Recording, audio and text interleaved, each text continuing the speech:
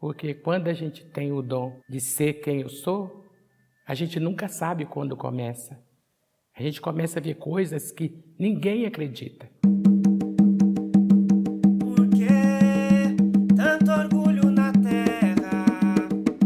Por que tanto orgulho na terra? A Umbanda me ensinou que a vaidade a gente guarda num caixote de madeira, numa laje fria, a 7 palmos de terra. Nessa vida tudo passa, nossa carne é consumida, só se fica a verdade de uma alma iluminada que nasceu da caridade.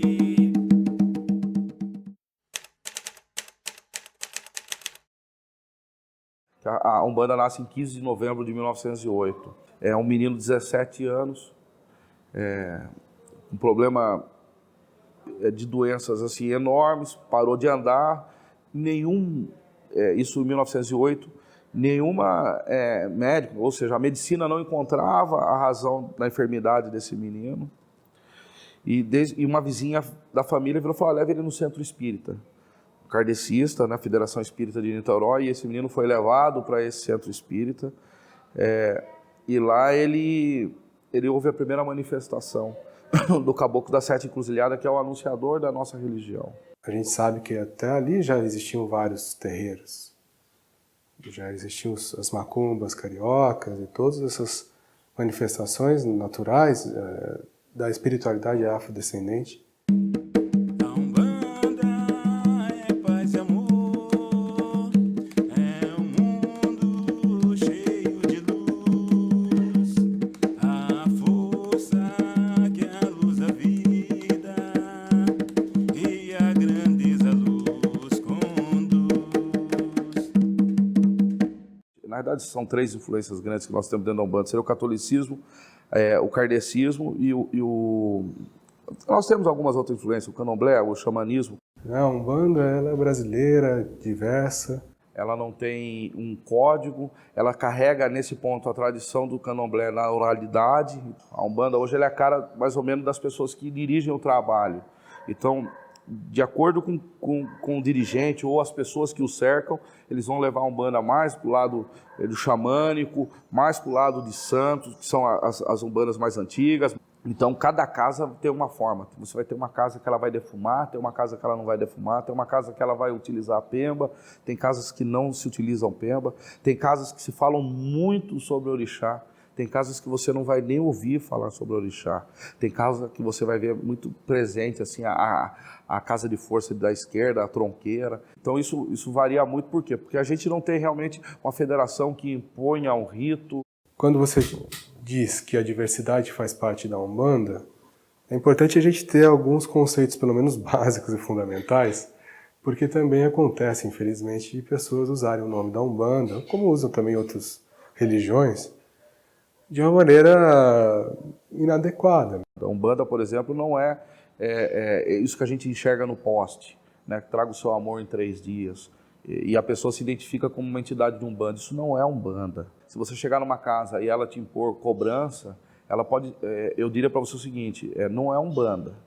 Ele pode utilizar o nome de qualquer outra coisa, menos da religião de Umbanda. Ela não cobra, ela não pratica nenhum tipo de sacrifício. Então eles não vão falar só daquele que fez errado, vai falar de mim também, porque eu também sou da mesma seita. Mas o que nos une são os valores da religião.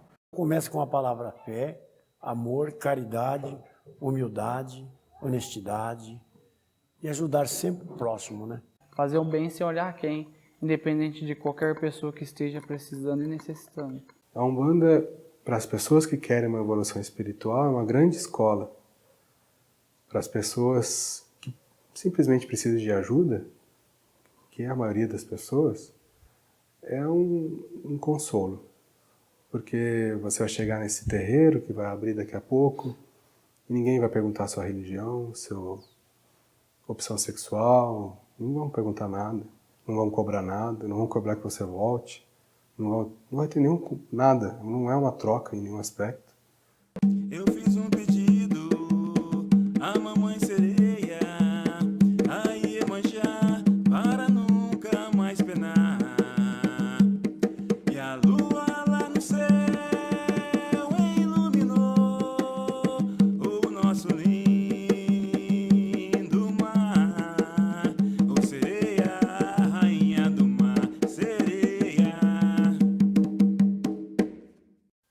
Pouco eu posso dizer da magia, porque é um mistério que a gente carrega, que a maioria das vezes você faz sem saber. Então, por exemplo, numa defumação, a gente utiliza elementos da natureza, ervas.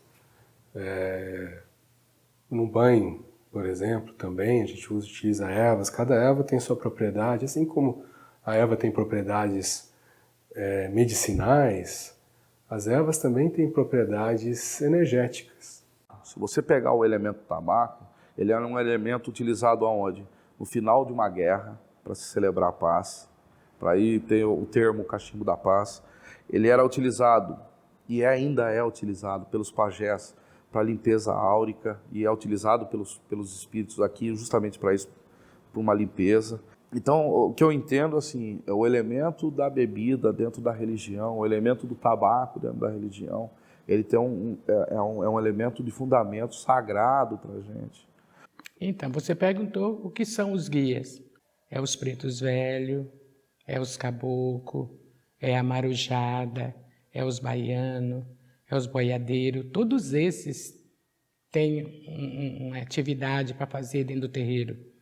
Cada um deles que chegar, se é o meu, ou da menina ali, ou do meu filho, qualquer um que chega tem serviço para eles fazerem. Em nenhuma outra religião, o preto, o índio, o pobre, o malandro, a prostituta, o que as pessoas categorizam como bandido, o marginal, o marinheiro, aquele alcoólatra, enfim, e o nordestino, que também é tão discriminado aqui no sul e sudeste, eles são tão bem aceitos espiritualmente falando como a Umbanda. Então a Umbanda era a oportunidade de trabalho de todos esses excluídos socialmente. A Umbanda, ela é a redenção de todas essas pessoas, é assim que eu enxergo. Então eu acho que isso é a grande maravilha da Umbanda. Então, os pontos cantados para a gente são de uma importância imensa, né? Porque eles abrem canais da espiritualidade para a gente e a gente percebe espiritualmente a abertura de muitos campos astrais e conexões espirituais a partir desses pontos cantados. Isso traz uma grande aura de proteção e fortalecimento e faz parte de uma preparação para aquilo que vai acontecer no trabalho na tenda. Quando chega no reino, a Umbanda ele vem saravá. Saravá, oh, saravá, oh, saravá, babala, oh, seus orixás. Meu nome é Maria das Dores Ribeiro. Quando eu comecei, eu tinha 11 anos. Eu estou com 76. Eu via as coisas na minha frente, eu contava para minha mãe, e minha mãe não acreditava em mim. Ela falava que eu estava doida. Meu nome é Sebastião Aparecido Oliveira. Sou o Babalorixá, sacerdote da casa de Umbanda, Aldeia dos Orixás Angola de Ouro, e eu tenho 69 anos. Sou presidente da União Federal de Umbanda e Candomblé do Brasil, sigla UFUC do Brasil. Meu nome é André, eu tenho 25 anos, então eu me tornei pai de santo muito novo. Meu avô sempre cuidava, sempre rezava de mim, eu lembro como se fosse hoje. A gente na cachoeira, e eu acho que tinha 5 anos, ele colocou uma vela em cima de mim e já comecei a bambear. E ele falou, aqui vai surgir um grande fruto. O meu nome é Newton Aparecido de Oliveira. Eu estou nessa casa na tenda espírita Oxalá Ogum e Oxóssi, que é mais conhecida como Terreiro do Pancho. Eu estou nessa casa há 16 anos, aproximadamente. E sou um trabalhador, como todos os outros. Recentemente, aproximadamente 2 anos atrás, eu comecei um trabalho de ser cavalo do chefe espiritual da casa, que é o Caboclo Tupi-Piuí, desde a fundação. Meu nome é Adriano Ribeiro, eu tenho 42 anos, eu sou casado, pai de 2 filhas. Eu venho de uma família cristã, católica. Eu também fui católico até meus 6, 7 anos de idade, quando eu fiz a primeira comunhão. E aí, logo em seguida, eu já presenciei a minha família migrando para o espiritismo. Eu praticamente nasci na Umbanda, né? Porque começou do meu avô, eu já vinha desde pequenininho acompanhando ele sempre falava que quando eu crescesse um dia eu poderia me tornar um pai de santo. E meu avô faleceu, acabou passando a missão para minha mãe, e da minha mãe tá passando para mim. Eu já venho de berço. Só que eu corria, né? Você sabe quando a gente é jovem, criança, molecão, muitas vezes não tem aquela aptidão que tem os pais, ou as avós, bisavós. E você começa a correr, você não tem responsabilidade e não quer responsabilidade. Eu passo a ter contato com a Umbanda através da minha esposa. Minha esposa é umbandista desde menina, no meu casamento, cheio de preconceito. Fui desfilando o rosário para minha esposa na descida da serra. Eu falei, olha, porque a gente está casando, eu estou confiando em você, porque eu quero construir minha vida contigo. Mas, pelo amor de Deus, você não vai me meter numa roubada, eu sou espírito, eu não gosto desse negócio de macumba, isso aí é um perigo. Esse é o Adriano que chega na Umbanda, cheio de preconceito, cheio de si. E aí eu chego e me deparo com uma gira de caboclo, um trabalho na praia, e aquilo me encantou, me apaixonou. Eu fiquei fascinado e eu falava, gente, eu me encontrei espiritualmente, sabe? Desde a minha adolescência, a vida inteira, na verdade, desde a infância, a mediunidade fez parte da minha vida, dentro da criação católica que eu tinha original. Eu fui em muitos templos, muitas religiões diferentes. A partir dos 15 anos eu começo a me aprofundar no espiritismo. Aos 18 começo a trabalhar no espiritismo. Desenvolvi alguns trabalhos, aprendi uma coisinha lá e com 24 anos eu vim para essa casa. Eu vim para... Os 16 anos que eu tenho de Umbanda são os 16 anos que eu tenho nessa casa. Na minha casa todo mundo era católico. Só eu que parti para esse lado, mas eu não sabia. Eu ia na igreja, a impressão que eu tinha é que todo mundo me olhava com um olhar diferente. Aí a minha mãe começou a levar eu no terreiro, que era da minha tia. A minha tia falou que eu tinha o dom espiritual e que eu tinha que cuidar. Quando eu abri o terreiro por necessidade, né, porque eu fui num terreiro, não deu certo, fui no outro, também não deu. Lá onde eu morava, a rua era calçadinha de pedra. Aí eu tive que ir na prefeitura pedir 2 plaquinhas. É proibido passar. Até eu conseguir uma casa que o pessoal aceitasse quem mexia com essas coisas. A gente conversando com outras pessoas, a gente acaba descobrindo que a raiz da Umbanda aqui em Jacareí, ela vem de 2 casas, da avó Criseida, que é inclusive da onde eu descendo, né, seria minha ascendente, minha avó, e do Pancho. Então, o Pancho foi uma pessoa muito importante para a casa, né? Porque ele era um cambono-chefe, o primeiro cambono-chefe da casa. Ela foi fundada em 8 de fevereiro de 1953, pelo primeiro estatuto oficial e a documentação vigente. A gente sabe que esse grupo que veio, os fundadores, eles são originários já de um grupo anterior de alguns anos. A gente não tem a data precisa do começo das atividades, a gente acredita que seja o final da década de 40.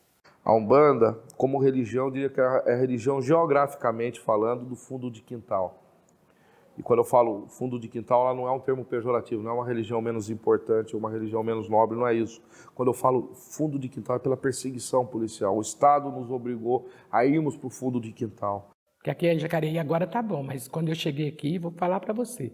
Você alugar um cômodo de casa e falar que era para essas coisas, você não alugava. Hoje você já tem terreiro na Alfredo Schuri, que também seria uma outra avenida, a Avenida dos Bancos de Jacareí. Nós já temos templos e escolas. A Jaimara está na Floriano Peixoto, que está no centro da cidade. Então hoje a gente consegue ver alguns terreiros já indo para o centro da cidade. A gente não consegue fazer um censo para ter especificamente a quantidade exata de terreiros dentro de Jacareí. Motivo: medo. Quando aparece um diretor da federação na porta da pessoa, falando, olha, nós aqui, nós somos da federação, porque já está ali, identificado com crachá, né? Identificado ali. Nós estamos fazendo um censo assim, assim. Ah, mas aqui não tem terreiro. Ah, nós aqui não tem não, acho que falaram errado. Não, mas eu estou entendendo. Não, aqui não tem. E a gente sabe que lá no fundo tem um terreiro. Existem alguns estudos aqui na cidade de Jacareí, e a última contagem oferiu 188 terreiros, só na cidade de Jacareí. O trabalho da federação em si sempre está pronto a ajudar os terreiros. Acredito que um templo de Umbanda, Candomblé, de nações especificadas e até outras religiões, eu acredito que ela tem que ter, sabe, um apoio da lei. O censo diz que nós somos 0,2% da população. Nós somos considerados seita, né, religião. Isso é impossível. Eu diria que nós somos, sem medo de errar, nós somos mais de 10% da população. Aqui tem muito evangélico, tem muito católico, mas enfim, tem muita gente aqui que vem aqui, muito espírita, mas é que na hora do censo se declara como católico, se declara como evangélico, se declara como espírita. A Constituição de 88, ela nos garantiu o Estado laico e a liberdade de crença. Então, assim, nos deu muita proteção. Nós temos a proteção, nós temos de direito, mas não de fato. A de fato, ela ainda existe muito, ela é muito forte. Eu já sofri e talvez escondidamente, né? Secretamente a gente ainda sofre. Porque eu percebo que está piorando um pouco. Então, eu acho que essa crescente, existe uma mistura perigosa de política com religião, às vezes, o aumento de poder através das mídias, canais de televisão, rádio. Tudo isso tem feito, e grupos mais intolerantes, com esse poder, tem criado um clima de intolerância que eu não via tanto, eu tenho visto com uma tendência crescente. A nossa casa ela foi invadida e foi quebrada as imagens e roubaram as coisas, os pertences dos guias, os atabaques. Veio uma intimação. Falou que eu estava atrapalhando e prejudicando ele com o barulho, o toque, não sei o que e tudo mais. Tá bom. Eu estava com a pasta, entreguei para o doutor, para o delegado. Ele abriu, pegou certificado, documentações, e tudo que tinha ali, foi olhando. Quando terminou, ele falou para mim, o senhor está totalmente documentado. Vá em paz e continua com a sua fé. É como se as pessoas que enxergassem algum valor em você pensam, puxa, coitado, ele está perdido, eu vou tentar resgatar essa alma. Como eu sempre passei por intolerância na minha família, em todos os meios que eu tive, como que eu já não me acostumei, assim, tudo bem. Eu acho assim, desde que eles não vêm aqui dentro para me agredir, o que eles falar lá fora não vai me afetar. As minhas filhas, a partir do momento que elas são identificadas como umbandistas, minhas filhas pararam de ser convidadas para aniversário. Amigos dos meus filhos se afastarem deles porque os pais descobriram que a gente era umbandista e aí começaram a se afastar. E uma criança começa... É mais difícil para uma criança entender essa coisa de preconceito, né? Por que isso?